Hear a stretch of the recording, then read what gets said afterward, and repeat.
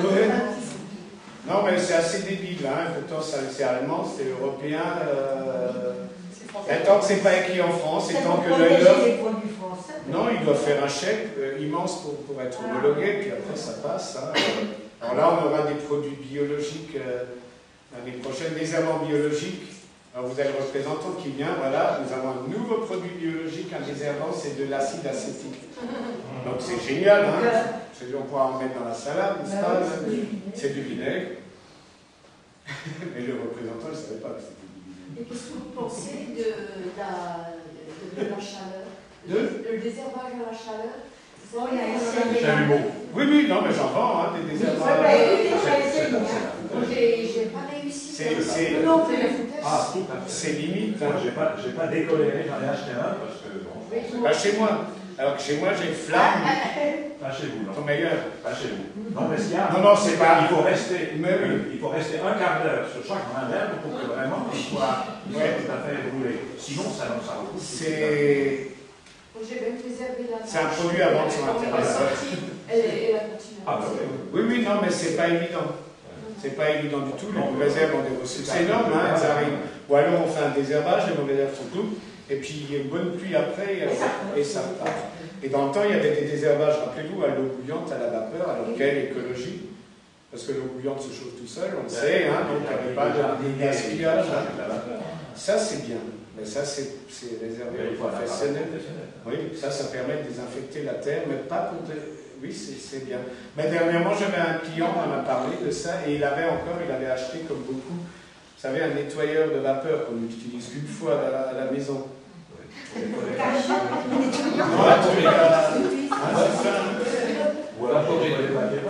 Oui, ou ce genre de choses. Encore le papier peint, on va l'utiliser, mais il y a des nettoyés à la vapeur une fois.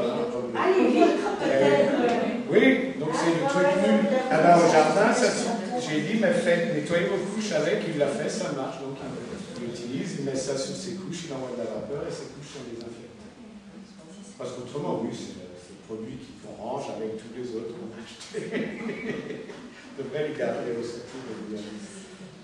D'autres questions? De tout, hein, pas seulement de la Lune, on peut parler de Vénus aussi. Mais qui n'a pas de rapport, juste avec les jardiniers. Hein.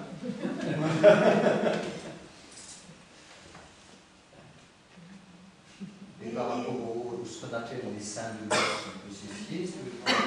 Curieusement, oui. Mais si les seins de glace ont été placés là, c'est vraiment parce qu'il y a des périodes qui doivent dépendre vraiment, effectivement, de position, sans doute lunaire. Et on a placé des seins pour que, comme je disais d'entrée, les gens, dans le temps, ils avaient comme repère leur calendrier religieux. Hein. Donc on a placé. J'ai toujours remarqué, pas tous, parce que la Sainte Sophie qui se retrouve maintenant à cause de l'église, elle a été déplacée. Voilà, ils ont déplacé. Mais vous pouvez être sûr que du 5 au 8 mai, notez-vous ça, il y a toujours une période et qui correspond. Cette année, c'était moins. Oui, mais d'habitude. 3 ans, parce qu'on s'en est payé des début mai comme ça, où ça y est, il faisait très très froid. On avait... Oui, mais cette année c'était une année exceptionnelle. Hein. Les fruitiers n'ont pas subi la moindre gelée, hein. Les fruits étaient très bons, extraordinaire. Hein. C'est vrai? Ça, j'en sais rien. Mais on peut le savoir, je vais vous expliquer comment. Oui, et pareil que les oignons n'ont pas de grosse peau. Hein. Oui, voilà, c'est ce que j'ai déjà, donc peut-être qu'il n'y a pas de... Mais là, donc, période critique, effectivement, qui correspond à ces périodes de sainte glace. Il y a un truc qui marche pas mal pour connaître les prévisions sur 12 mois de l'année. C'est curieux, je ne peux pas expliquer. C'est les 12 mois, les 12 jours à partir du 26, parce qu'il y en a qui c'est à partir, moi je compte à partir du 26 décembre. Le 26 décembre correspond au mois de janvier, le 27 au mois de février, le 28 au mois de mars, ainsi de suite pendant 12 jours. Et il faut que sur un calendrier, vous notez le temps qu'il a fait le matin, vers midi et l'après-midi, et curieusement ça donne, enfin cette année je l'avais fait, dans le temps je mettais sur Internet, et quand je le mettais sur Internet c'était beaucoup. Donc, et là cette année je l'ai fait pour moi, puis, mais alors du 5 ça correspondait. Ça correspondait du 5 à partir du 26. 26, c'est janvier, hein, ça s'arrête toujours des rois. Hein. On y pensera. Ouais. Oui, il faut y penser, hein, ils appellent ça en Alsace les low stop. Et la petite année, hein, ailleurs, hein, donc dans le temps, ils faisaient ça. Mais pour l'hiver, oui, les oignons n'ont pas de peau. Alors on va voir. Ça veut pas dire que c'est un hiver froid, non, ils auraient des grosses peaux aussi. Là, ils n'ont pas de peau, donc c'est-à-dire que ce sera un hiver chaud. C'est bien, hein, parce que comme le gaz, ça monte. Et les taxes pour le chauffage, tout ça, c'est très bien. Oui, voilà. Maintenant, on pense à ça, on pense plus. Remarquez, ils ont bien trouvé un machin pour augmenter après. Oh, l'hiver n'était pas froid, vous n'avez pas acheté. Vous avez une question? Là, maintenant, on a des oignons, ce qu'on appelle oignons d'hiver, hein, ou oignons d'hiver qui se traduit en alsacien par Maïtsevoler. Parce que l'Alsacien est bien plus malin, il sait qu'on les récolte au mois de mai. Hein. Donc on les plante maintenant jusqu'à aussi, tant qu'on peut le faire. Hein. Les échalotes aussi, non? Si, il y a des échalotes d'hiver, j'en ai plus, alors on n'en parlera pas. Non, j'ai tout vendu. Les échalotes d'hiver se plantent aussi, donc c'est l'échalote grise surtout, qui a elle une peau dure de toute façon et qui est la meilleure échalote point du goût, mais qui n'est pas productive. Mais celle-là est vraiment très très bonne. Hein, ce qui se plante à l'automne. Et puis après, il y a une deuxième période de plantation d'oignons. Hein, c'est les oignons de Mulhouse notamment. Hein, il y a aussi un oignon rouge qu'on plante alors au printemps et qu'on récoltera au courant de l'été. Ça, c'est les oignons de conservation. Les oignons de Mulhouse, c'est quoi? C'est une appellation, on ne sait pas d'où ça vient, on avait fait le fait d'ailleurs à ce sujet-là. C'est un type de Mulhouse, hein, c'est un oignon. Alors selon les bouquins, c'est un oignon jaune de toute façon, mais selon les livres, il est soit rond et aplati, soit un peu allongé. Alors on a l'habitude ici, depuis des lustres, de dire que l'oignon aplati, donc c'est l'oignon de Mulhouse, et l'oignon allongé, c'est l'oignon d'Auxonne, notre ville. Mais bon, c'est un oignon de Mulhouse, c'est un oignon jaune, hein, qu'on utilise pour la cuisine et qui se conserve très bien, qu'on cultive beaucoup. Et les variétés qu'on plante ici, théoriquement, c'est des oignons de Stuttgart. On a baptisé oignons de Mulhouse. Il nous faut bien quelque chose, hein. Ils ont une carotte à Colmar, ils avaient un rabier à Célestat, ils ont le chou quintal de Strasbourg, il n'y a pas de raison. À poireau à 40 ans, hein, c'est pas le Sauf que 40 ans, c'est de l'eau. ils ont une fête de l'oignon au boulot. Oui. Il n'y avait pas un oignon du boudage. On voulait justement, c'est ce que À 14h, il y avait plus qui avait Ah, il y un avait oignon de boulot. Oui, il y avait plus. Bon, ça on peut comprendre. Hein, bon, l'idée, c'est moi qui l'avais lancé, mais c'est pas l'organisation, c'est pas moi. Mais d'abord, on ne savait pas le temps qu'il ferait. Donc, les maraîchers sont venus, ils se sont dit voilà ce que je pense vendre. Ben, il a eu un succès fou, il a vendu beaucoup. Il a fait beaucoup. Hein, il a Il fait avait très 14h, plus rien. Or, oui. moi, je vous cache pas que je pensais que l'oignon de Mulhouse, surtout d'après les photos que j'avais vues, est plutôt petit. Or, ce qu'on achète dans les supermarchés, c'est immangeable. C'est des oignons qui pèsent 500 grammes tout seul. Oui. Vous n'allez pas ouvrir un oignon, donc je vous. Ah oui, ça c'est bien. Des petits oignons. Les petits, ben ça, si limite, on va essayer d'en planter, pour qu'il soit. L'oignon de Mulhouse a une caractéristique, on l'appelle comme ça, hein, l'oignon jaune, là, il pousse avec les jours croissants. Là, ça n'a rien à voir avec la lune, les jours sont croissants à partir du 26 décembre. Hein. Donc là, on descend et après, ça revient. Donc, ça, c'est la grippard, je vais essayer. Donc, plus on les plante de tôt, plus ils auront une longue période de végétation, plus ils deviendront gros. Alors, si vous ne voulez pas des trop gros, il suffit de les planter vers le mois d'avril, même en mai, et puis on récolte les petits oignons qu'on peut manger entièrement, parce que pour l'occuper, l'oignon qui s'oxyde devient totalement. Il ne faut pas les garder, les oignons. Non, il ne faut pas les garder. Moi, j'ai un bon truc, quand l'oignon est vraiment trop gros, moi je coupe ce que j'ai besoin et je le pêche, j'émince et je le congèle. Et ça marche très bien. Vous pouvez même le mettre sur la salade, le congeler, ça décongèle à 5 minutes. Parce que les gros oignons, c'est des bon sens. Il en faut un tout petit peu pour une salade, et alors le reste. Et on dit qu'on ne peut pas les garder. Non, ça devient Salade, toxique. sans problème, ça va beaucoup. Ouais. Là, il n'y a même plus besoin des vaccins.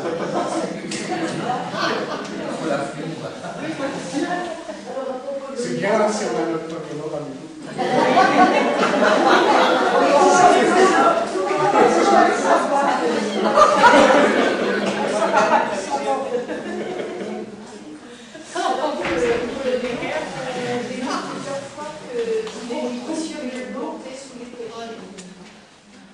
Alors c'est un truc, si je peux me permettre, une petite confusion. on conseille plutôt de planter de l'ail.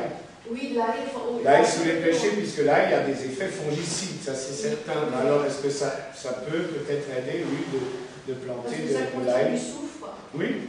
Donc je pense que quand il fait chaud, le soufre peut oui, ça peut jouer, effectivement. C'était des vieilles méthodes hein, de planter de l'ail sous Est-ce que les aussi par de place aussi, les gens. Exactement. Il y avait toujours dans le temps aussi ce genre de soucis qui était, on a rassemblé des cultures parce qu'on n'avait pas beaucoup de place. Et puis on s'est aperçu, comme vous disiez avant, que ces cultures pouvaient parfaitement se compléter. Et dans votre jardin aussi, il ne faut pas hésiter à faire des expériences. Carotte et radis. Carotte et radis se fait pour une raison différente, pour l'éclaircissage. Ça pousse pas en même temps. Voilà, les radis étant plus rapides à récolter, on enlève les radis, ce qui laisse davantage de place aux carottes pour se développer, ça évite des éclaircissages. Ou même des salades encore. Des salades. Non, des salades. Ah si, en couche, mais ça c'était les trucs très tôt, quand on peut faire dans une serre, une couche, on met de la salade, des radis et des carottes. On met tout ensemble. Carottes, j'ai un tout petit jardin, j'ai jamais réussi à avoir des carottes. Elles poussent, mais 3, 4, 5 mois, il reste un petit truc comme le petit bois, et d'ailleurs, ils ne poussent pas à coup, jamais. S'ils veulent une terre profonde, légère, là, ce serait peut-être bien, là où vous allez les mettre l'année prochaine, de mettre une bonne quantité de compost. Essayez de voir. Et les poireaux non plus réussis. Les poireaux non plus. Les poireaux, ils ont attrapé la bébête. Non, ils Non, ils n'ont pas bougé. Mais est-ce que moi, je suis très fertiliseur, hein, je mets beaucoup. Oui, parce qu'on en prend quand même pas mal, puis j'ai une récolte conséquente en mettant, même, je vous montrerai, un engrais organique, hein, on a besoin de mettre d'engrais. Mélanger avec du sable, on s'en alléger la. Oui, oui. Non, mais ce que je vous conseille, moi, c'est le compost. Je fais quand même, j'ai une terre qui est vraiment devenue très bonne et qui, du fait qu'elle est compost, elle est plus meuble, hein, plus légère, et les carottes ont plus de facilité à descendre. Et alors, il faut aussi, je dirais, il faut les suivre, hein, faire quand même pas des périodes de sécheresse, parce qu'elles peuvent marquer des coups si elles souffrent un moment, elles bloquent, la végétation repart, c'est peut-être un peu. Essayez d'être plus constant dans l'arrosage. Ça peut jouer parce qu'une plante part, ça y est, j'ai soif, ben je me retiens, hein, je bloque. Parce que le but de la carotte, c'est pas de faire une racine, hein, c'est de faire une fleur en bisannuelle pour se reproduire. De nous nourrir, c'est pas son souci premier. Donc ça y permet de s'implanter. Hein. Oui. Donc elle peut très bien, vous voyez, c'est un organisme, un être vivant. Hein, c'est un truc qu'on n'a pas parlé, mais bon, les plantes, tout ça, c'est des organismes vivants. J'avais une fois dit ça à un journaliste qui m'avait traduit, que j'avais mis après, c'est des humains. Certains des jeunes qui vont leur parler. Oui, bon. Vous n'allez pas jusque-là. Non. En tout cas, bon, moi, ça me fait du bien d'être avec les plantes. Hein. C'est le jardinage en général, hein, qui permet de se déstresser. Ça les empêche pas du tout. Oui, mais ça dépend Parce ce que que vous les avez. insulter, les mauvaises herbes. oui, alors ils réagissent forcément. Ils ne sont pas contents. Oui, non, mais on raconte beaucoup. Maintenant, la mode, que le bio soit à la mode, j'ai rien contre, à condition que ce n'est pas inflationniste. Hein. Au contraire, si on peut faire maintenant attention, ce serait très bien, c'est un progrès. Mais bon, c'est essentiellement business, hein, ça, il faut que ça aille aussi. Et puis maintenant, on a des plants, la mode, ça va être les plantes dépolluantes. Hein, ça, c'est toujours été pareil, hein, mais maintenant, bon, elles sont, on trouve des garnitures particulières.